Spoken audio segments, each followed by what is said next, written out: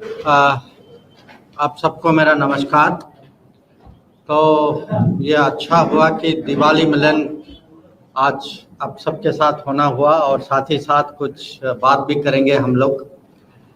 तो मेरा जो है चुनाव के बाद ये पहला ट्रिप है मुंबई आना, और आप जानते हैं कि तीसरे कार्यकाल में मोदी सरकार जो है शुरू से हम बहुत तेज़ गति से काम करना हमारा शुरू हो गया है, और हमारा लक्ष्य जो है विकसित भारत है। पर विकसित भारत होने के लिए हमें जो है विकसित महाराष्ट्र भी चाहिए, और हमें विकसित महाराष्ट्र इसीलिए चाहिए कि अगर आप देखें आज़ादी के बाद इंडस्ट्री हो या टेक्नोलॉजी हो, लॉजिस्टिक्स, पोर्ट्स हो, एयरपोर्ट्स हो, टैलेंट हो, ये जो है इसमें महाराष्ट्र का योगदान जो है नेशनल डेवलपमेंट में शुरू से मैं कहूँगा भारत के सब स्टेट्स में से हर समय ये एक लीडिंग स्टेट है। अब जब और मैं आप लोगों को थोड़ा परिचित करना चाहूँगा कि जो सरकार जो बनी थी तीसरे कार्यकाल में, उसके बाद क्या क्या हुआ है। पर जो भी हुआ है उसको अगर हमें ज़मीन में उतारना है तो हमें एक ऐसी सरकार चाहिए महाराष्ट्र में जो उसी पेज सेम पेज में हो सेंट्रल गवर्नमेंट के साथ, जिस पे देश भी भरोसा करे, दुनिया भी भरोसा करे कि ऐसी सरकार है कि कोई बड़ी प्रोजेक्ट हो, इन्वेस्टमेंट हो, इंडस्ट्री हो, कोई एजुकेशन प्रोजेक्ट हो, कोई लॉजिस्टिक्स हो, कि ये ऐसी सरकार है जिस पे भरोसा किया जा सकता है, जिसकी ट्रैक रिकॉर्ड है। और हम तो ज़रूर चाहेंगे कि ये डबल इंजन ग्रोथ जो बाकी जगह भी इतनी सक्सेसफुल हुई है वो महाराष्ट्र में भी हो। अब जैसे मैंने कहा विदेश नीति भी विकसित भारत और विकसित महाराष्ट्र के लक्ष्य को कैसे पूरा करना है, कैसे वहाँ पहुँचना है, ये विदेश नीति के लिए भी एक मैं कहूँगा मेन टास्किंग जो हमारी हुई है प्रधानमंत्री से। और जो पिछले कुछ महीनों में आपने देखा होगा कि जब प्रधानमंत्री खुद बाहर गए हैं या बाकी लीडर्स, बाकी देशों के लीडर्स भारत आए हैं, हाल ही में कल परसों जर्मनी के चांसलर थे, एक बहुत बड़ी इकोनॉमिक इन्वेस्टमेंट मीटिंग हुई थी दिल्ली में, कि इन्वेस्टमेंट हो, manufacturing, logistics project, best practices, ये आजकल विदेश नीति की फोकस है। और एक्सपोर्ट बढ़ाना भी हमारे लिए एक बहुत बड़ा एक लक्ष्य है। और जो सरकार के निर्णय जो हुए हैं चुनाव के बाद तीसरे कार्यकाल में, उनमें से अगर मैं जो सचमुच जो मैं मानता हूँ इम्पोर्टेंट देश के लिए और महाराष्ट्र के लिए जो इम्पोर्टेंट डिसीजंस हैं, एक है कि देश में 12 इंडस्ट्रियल जोन्स बनेंगे जहाँ इन्वेस्टमेंट हम जो हैं वो जोन्स तैयार करेंगे ताकि इन्वेस्टमेंट आना, मैन्युफैक्चरिंग वहाँ स्थापित करना, इंडस्ट्री स्थापित करना, उसमें आसानी होगी। इंफ्रास्ट्रक्चर बढ़ाया जाएगा और उसमें पोर्ट्स, खासकर महाराष्ट्र में जो पोर्ट्स की एक्सपेंशन होगी, नए बंदरगाह बनेंगे, जो लॉजिस्टिक्स, रेलवे, रोड, इनकी भी वृद्धि होगी। और जो स्किलिंग जो है, निर्मला जी का जो बजट अनाउंसमेंट के बाद आपने देखा होगा कि जो स्किलिंग, एजुकेशन, इंटर्नशिप, ताकि जो हमारी जो यंग जनरेशन जो है इनकी एम्प्लॉयमेंट के लिए हम उनको कैसे तैयार करें, कि हम चाहते हैं कि अगर डेमोग्राफिक डिविडेंड का पूरा लाभ उठाना है कि हमारी टैलेंट जो है वो एम्प्लॉयबल, और इसमें भी काफ़ी इनिशिएटिव्स लिए गए हैं।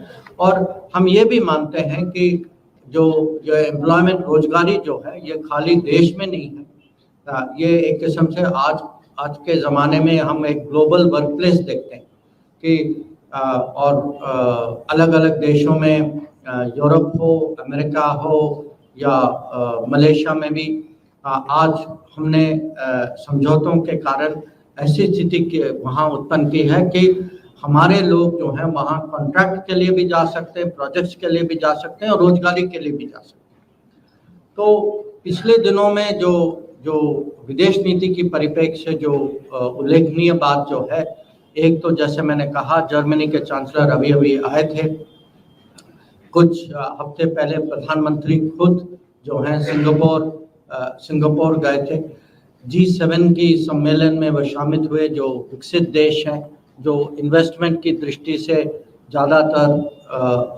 वहाँ से इन्वेस्टमेंट और टेक्नोलॉजी आती थी। जब वो UN गए और US गए तो वहाँ जो मेन बड़ी कंपनी, जो टेक्नोलॉजी लीडर्स, जो बड़े उद्योगपति हैं, उनसे भी मिले ताकि वहाँ से पूंजी निवेश यहाँ आए। तो ओवरऑल मैं कहूँगा कि economic focus, employment focus, development focus ये बहुत स्ट्रॉन्ग रहा है ये तीसरे टर्म।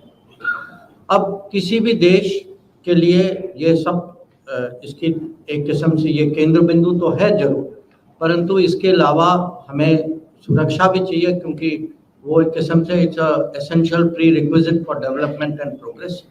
तो आपने ये भी देखा होगा कि बॉर्डर की सिक्योरिटी हो या काउंटरिंग टेररिज्म, और जो हमारे पड़ोस में कभी कभी अस्थिरता होती है उसको हम कैसे मैनेज करें।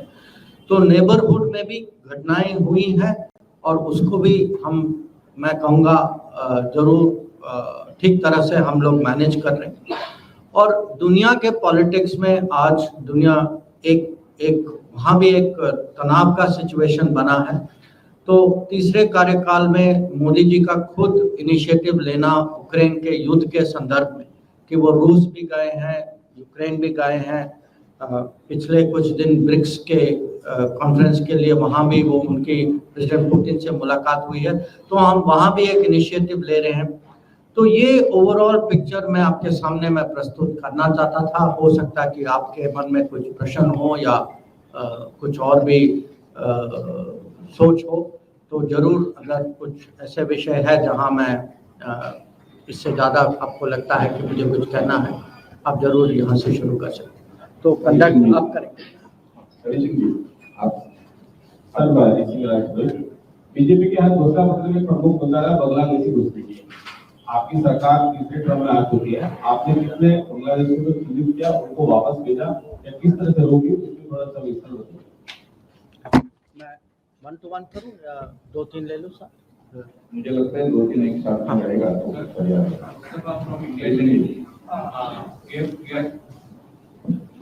पुणे जी बोलिए। हेलो सर, तो मेरा प्रश्न है कि आपने बोला कि देश में 12 इंडस्ट्रियल जोन बनाने वाले, उसके लिए पॉलिसी क्या होगी? क्योंकि हर स्टेट की पॉलिसी अलग अलग होगी। विदेश के लोग अपने यहाँ काम करते हैं, इंडस्ट्री डालने को आते हैं, उन लोगों को हमारे यहाँ की पॉलिसी उन लोगों को बराबर नहीं लगती है, इसलिए वो क्या है?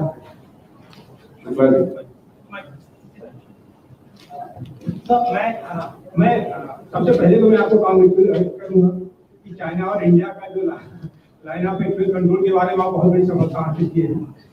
दूसरी विकसित भारत की बात आपने की, मैं संजीव शुक्ल नौसत्ता से, और विकसित भारत की बात आपने की, तो सबसे बड़ी प्रायोरिटीज आपकी उसमें क्या है? दूसरा, जब आप कहते हैं कि 2047 में हम विकसित भारत हो जाएंगे, तो लोगों की महत्वाकांक्षा ये भी बढ़ती है कि हम अमेरिका को भी पीछे छोड़ दें। क्या संभव है क्या, और कब तक संभव हो सकता है? मैं पहले प्रश्न से शुरू करता हूं। बांग्लादेश का विषय जो है, पिछले दशक में सीमा पे परिवर्तन जरूर आया है। आपने देखा होगा कि फेंसिंग में काफ़ी प्रगति हुई है। उसके कारण जो घुसपैठिया जो पहले जो आते थे, जिस ईज से जो आते थे, जिस संख्या से आते थे, वो बहुत कम हुआ है पहले की तुलना से। अब आप ये भी जानते हैं कि कुछ महीने पहले वहाँ राजनीतिक अस्थिरता थी, शासन बदला, उस माहौल में कुछ और वहाँ उनके सीमा पे कुछ कोशिश तो हुई थी और हमें जो है अपनी ओर से कार्रवाई करनी पड़ी। पर मैं आपको बिल्कुल ये आश्वासन दिलाता हूँ कि ये मोदी सरकार जो है, हमारे मन में इसमें कोई दुविधा नहीं है कि हम देश की सीमा पे इसकी सुरक्षा के लिए हमें जो करना है वो हम जरूर करेंगे। जहाँ जहाँ फेंसिंग की ज़रूरत है हम जरूर, अब ये हमारा हक भी है, दायित्व भी बनता है।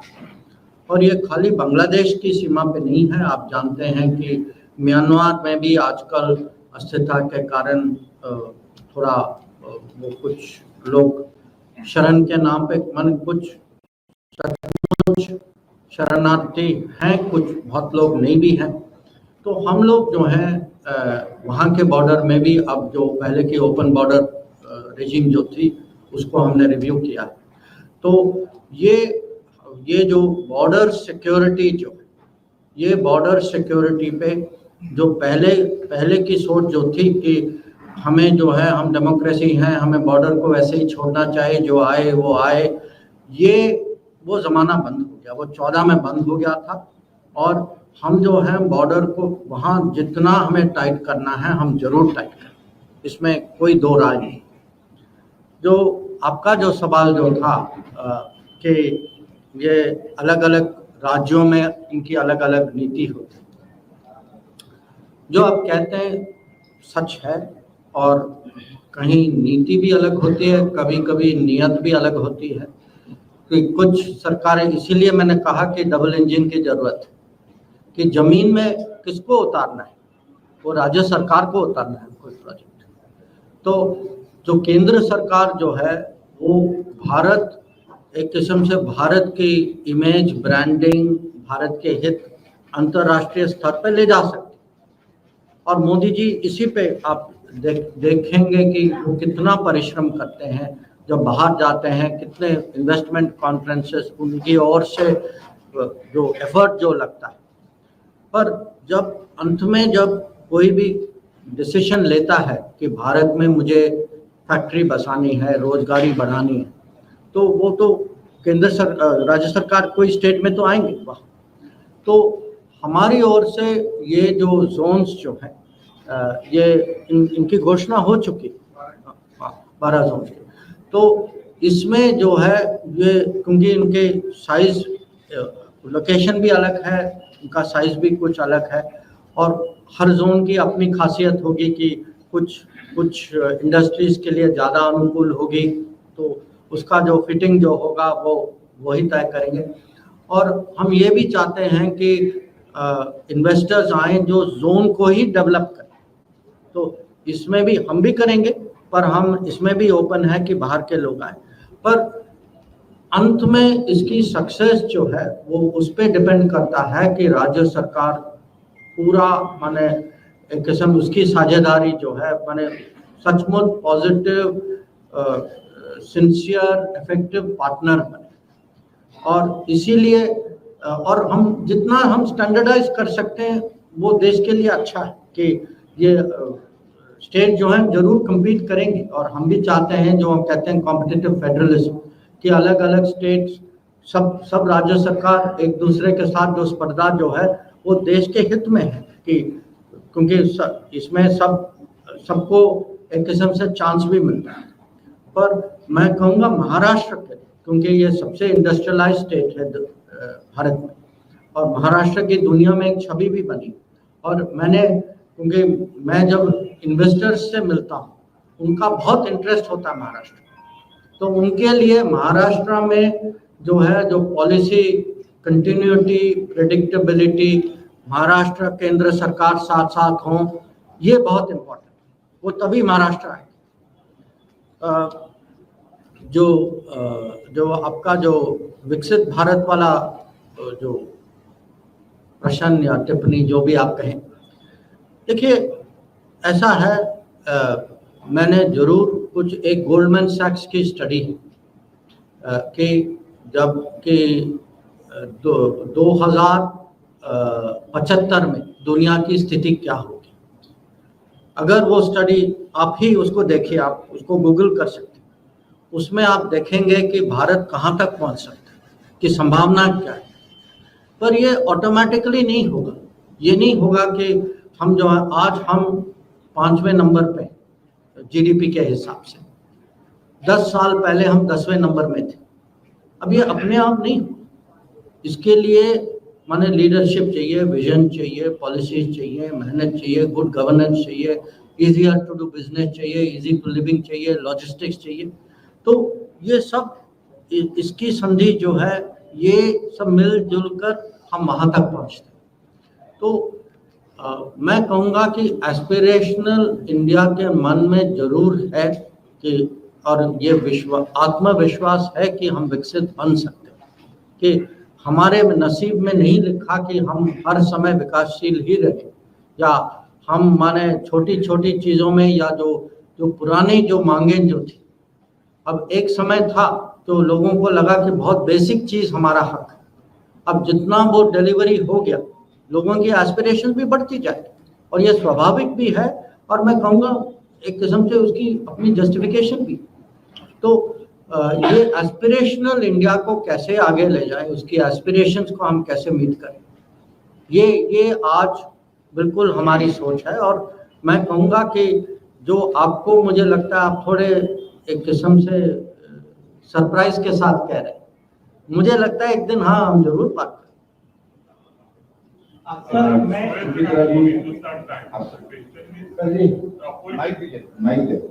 opposition has been alleging that Maharashtra has been, you're talking about investment in Maharashtra. Opposition has been alleging that Maharashtra has been losing its project to Gujarat, especially when there was opposition government, FPI government for 2.5 years. And second allegation is about no cooperation during their government from the central government, Modi government. Sir No, I will take 3 questions. Sir मैं Dinesh Maurya, India TV से।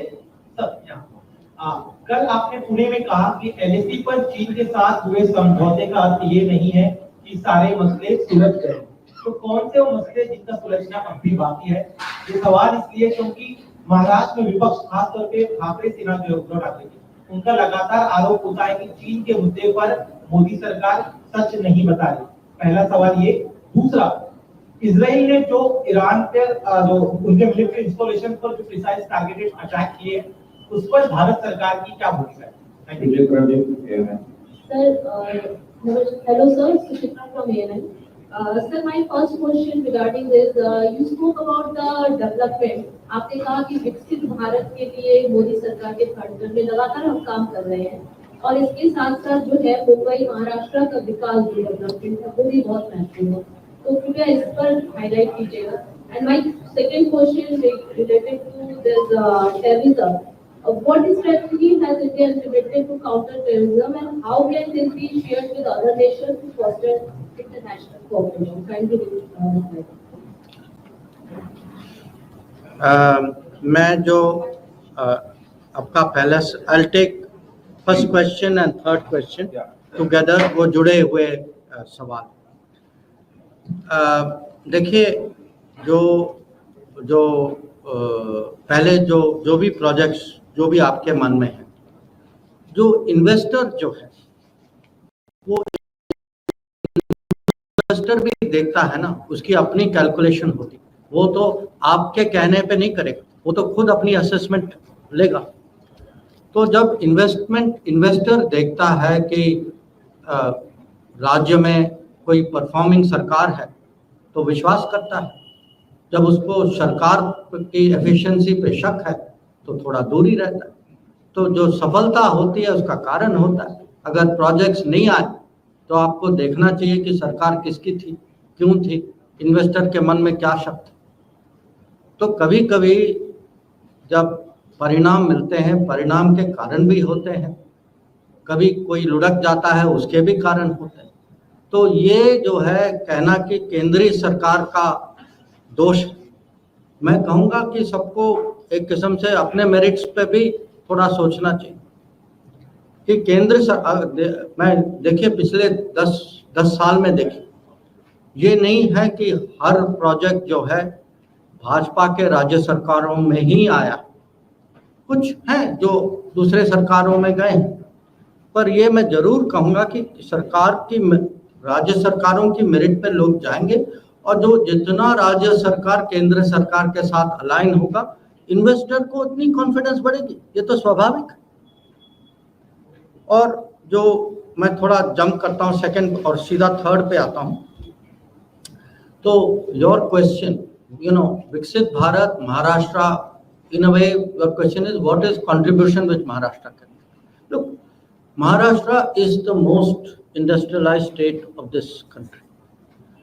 It has a long history of getting foreign investment.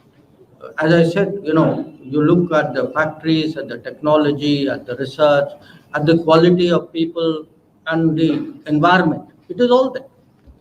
But today there are many new possibilities. I will only give you one example because I can talk at length.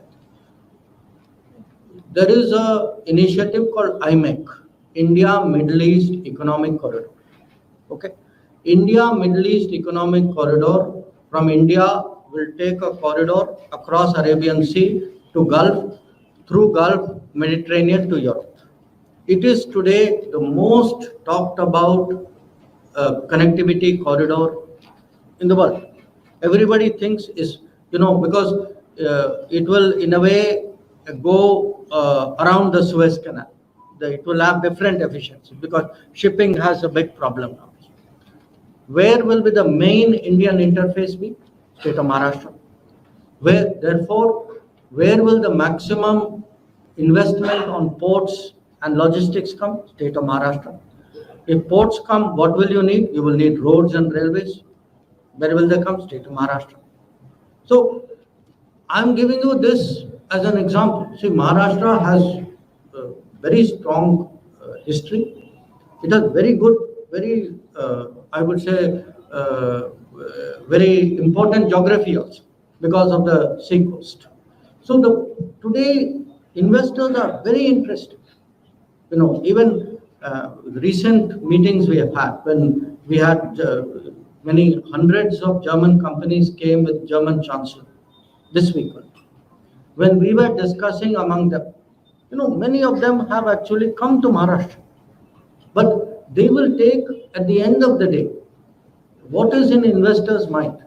Quality of governance, alignment of center and state, that policies are smoothly implemented on the ground.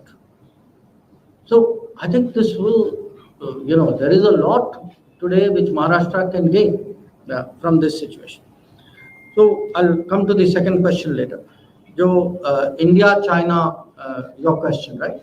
तो आपका सवाल था कि अभी जो मैंने कहा कि 21 अक्टूबर को जो सहमति जो बनी थी, उस सहमति इस बात पे बनी थी कि दो जगह माने देपसांग और डेमचोक जो लद्दाख में सबसे नॉर्थ में है, वहाँ जो पेट्रोलिंग पे जो पहले जो बाधाएं लगी थी, अब उस पे सहमति बनी है और उस जगह में 2020 की जो पेट्रोलिंग जो थी पहले, हमारी अपेक्षा है कि उसी पेट्रोलिंग की स्थिति में हम लोग वापस जाएंगे।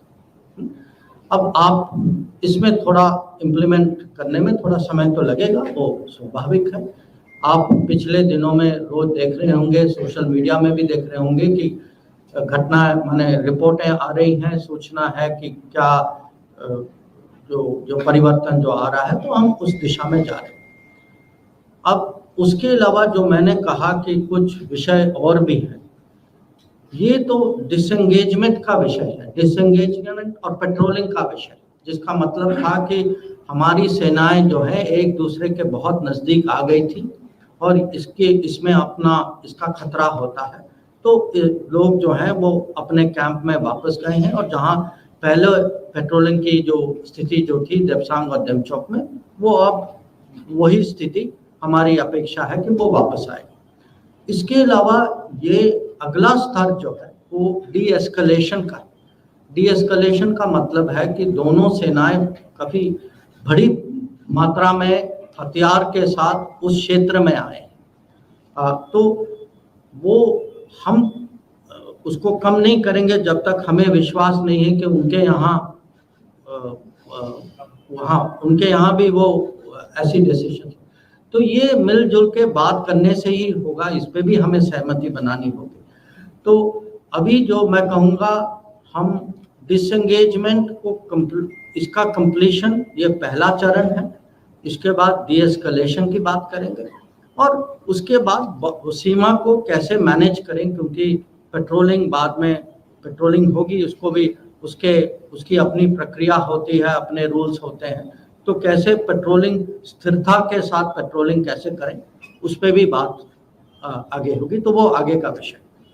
जो ईरान इजराइल के बीच में जो अभी जो घटनाएं हुई हैं, इस पे कल हमारे प्रवक्ता ने एक बयान दिया है, तो मैं कहूँगा उसको आप जरूर देखिएगा।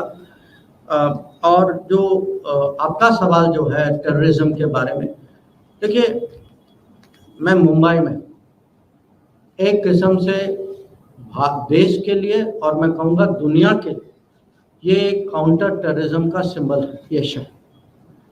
जब हम यूएन सिक्योरिटी काउंसिल के मेंबर थे, तो हम जो हैं काउंटर टेररिज्म कमेटी के अध्यक्ष थे, और वो काउंटर टेररिज्म सिक्योरिटी काउंसिल की मीटिंग हमने पहली बार भारत में की, वो मुंबई शहर में की, और हमने उसी होटल में किया जहां आतंकवाद का घटना हुआ था।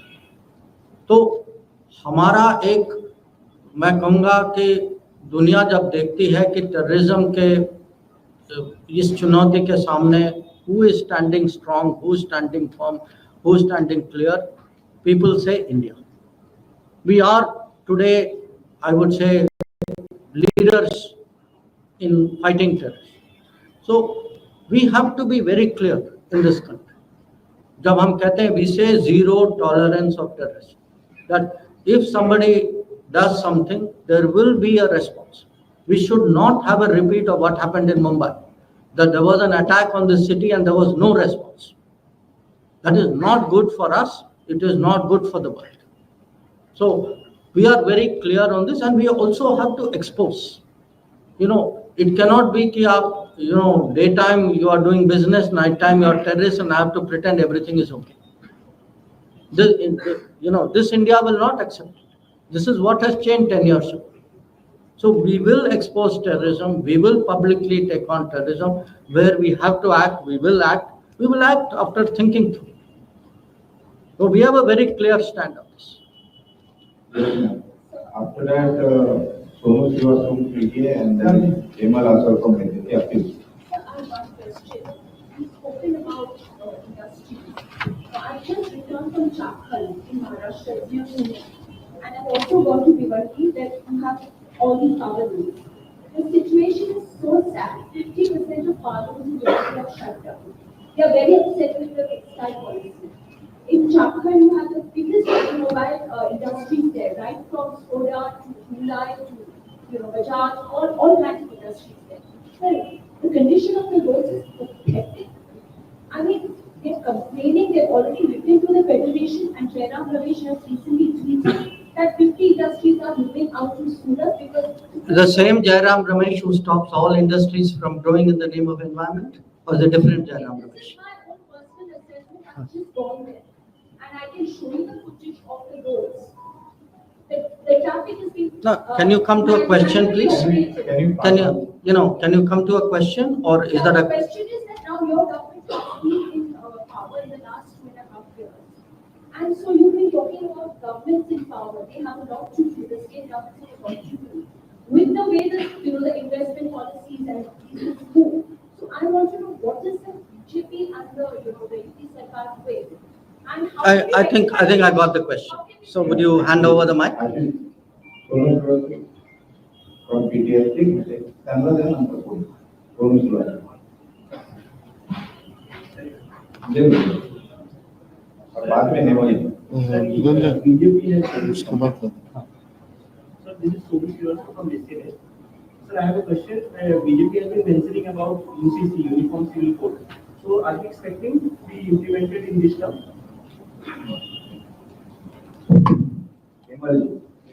Hemal आसवारी from PTA.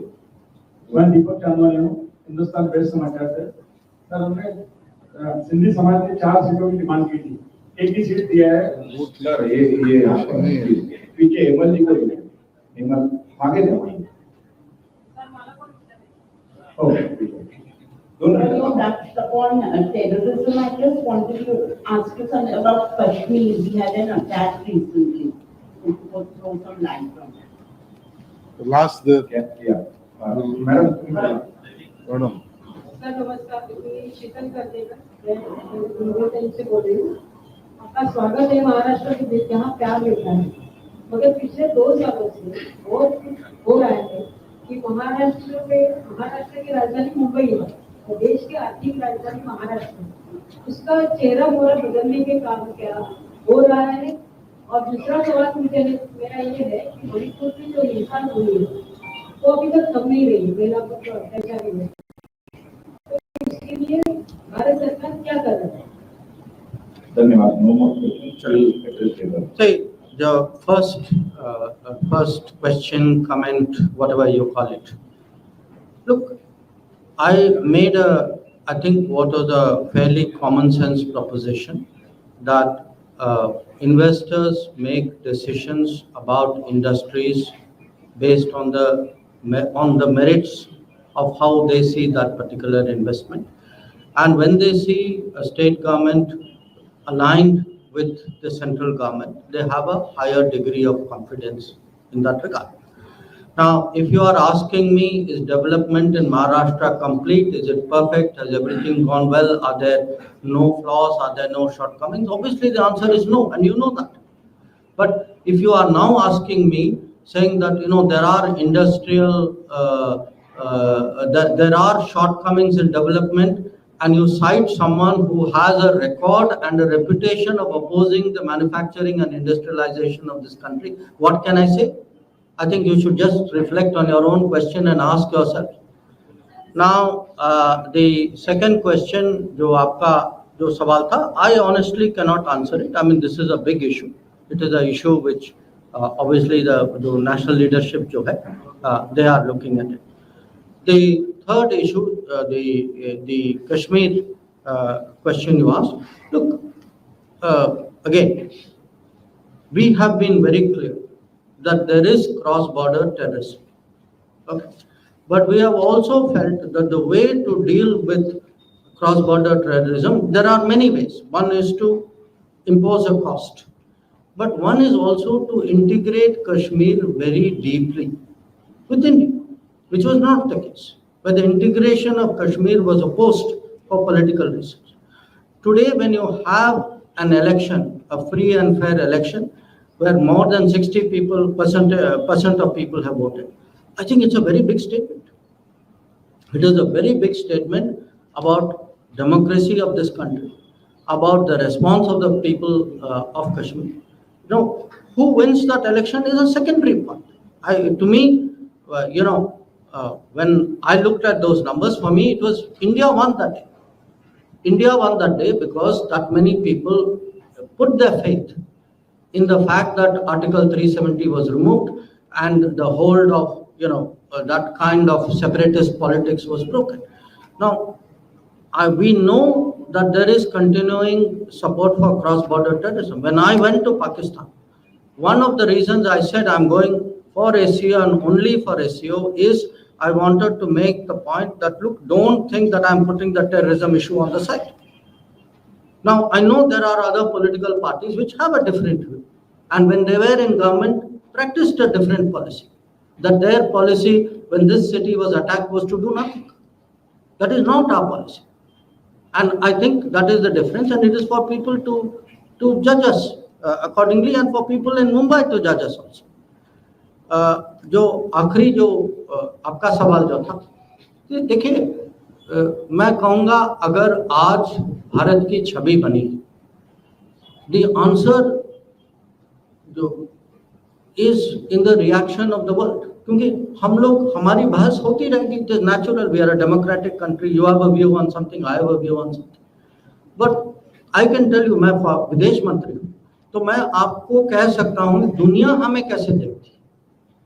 जब दुनिया के लीडर, दुनिया की बिजनेस, अगर आज, जैसे मैंने उदाहरण के तौर पे आपको वो सूचना दी कि जर्मनी के चांसलर आए और उनके इस पूरे दशक में जो हर साल जो वो बिजनेस कॉन्फ्रेंस करते हैं, उनका निर्णय था कि वो भारत में करें, और उसका कारण था, उन्होंने पब्लिकली कहा कि मैं चाहता हूं कि जर्मन कंपनीज भारत में आए।